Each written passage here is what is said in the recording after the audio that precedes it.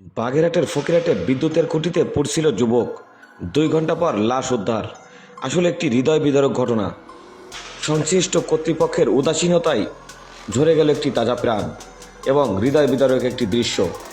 পরবর্তীতে 2 ঘন্টা পোড়ার পর ফায়ার সার্ভিস এসে তার সেই লাশ উদ্ধার করে। বাগেরহাটের ফকিরহাটে বিদ্যুতের খুঁটিতে কাজ করার সময় বিদ্যুতায়িত হয়ে সবুজ সর্দার 26 নামের এক যুবকের মৃত্যু হয়েছে। উপজেলার পিলজঙ্গি ইউনিয়নের সুখদানা এলাকায় এ দুর্ঘটনা ঘটে। সবুজ সর্দার বাগেরহাট সদর উপজেলার কারাপাড়া সাবেরডাঙ্গা গ্রামের ইসলাম সর্দারের ছেলে।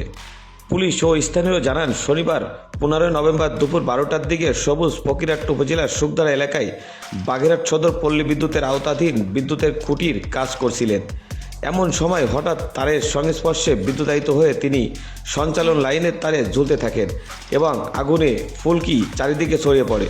খবর পেয়ে পুলিশ ও ফায়ার সার্ভিসের একটি দল ঘটনাস্থলে উপস্থিত হয়ে প্রায় 2 ঘন্টার চেষ্টার পর তাকে নিচে নামায়। সবুজ স্বামী এন্টারপ্রাইজ নামক একটি ঠিকাদার প্রতিষ্ঠানে একজন কর্মী হিসেবে কর্মরত ছিলেন বলে জানা যায়। এদিকে ফকিরহাট ফায়ার সার্ভিস ও সিভিল ডিফেন্সের ভারপ্রাপ্ত স্টেশন কর্মকর্তা শাহজাহান মিয়া জানান, খবর পেয়ে ঘটনাস্থলে গিয়ে প্রায় 2 ঘন্টার চেষ্টার পর বিদ্যুতের খুঁটি থেকে মরদেহ নামান। কাজ করার সময় বিদ্যুতের সঞ্চালন লাইন চালু থাকায় এমন দুর্ঘটনা ঘটে। পল্লী বিদ্যুৎ সমিতির ফকিরহাট জোনাল অফিসের উপমহাব্যবস্থাপক আনন্দ কুমার কুণ্ডু বলেন, এটি বাগেরহাট পল্লী বিদ্যুতের সদর দপ্তরের সঞ্চালন লাইনের কাজ।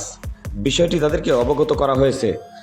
এদিকে সংশ্লিষ্ট কর্তৃপক্ষের এই উদাসীনতা নিয়ে মানুষের ভিতরে একটি ক্ষোভ সৃষ্টি হয়েছে।